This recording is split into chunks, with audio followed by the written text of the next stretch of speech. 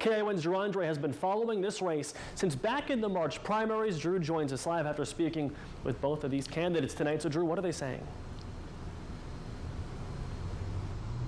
Well, Aaron, John Leopold has called Manu Koenig to officially concede in this race. Leopold has held this seat since 2008, and all signs from what we saw in the March primary show that this is a big upset. Of course, with all the uncertainty we're seeing with the national election, at least we can be a little more certain about this one. As the early polls rolled in on election night, Manu Koenig drew a decisive lead. The political newcomer trailed John Leopold by 15 points back in the March primary. But then the other three candidates all endorsed Koenig. At least 10,000 more voters in the area that covers Soquel, Live Oak, and part of Capitola cast a ballot in this November election, and results show a large portion supported Koenig.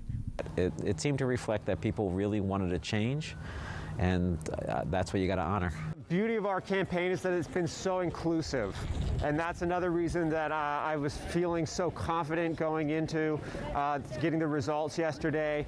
Is in walking, I've gotten positive feedback from Democrats, Republicans, young, old. Koenig says he used TV ads, mailers, and canvassing to grow support. The 35-year-old entered this race on the issue of the rail corridor. He wants to turn it into a scenic bike path instead of a train, but he also wants to improve the planning commission and solve homelessness and housing issues.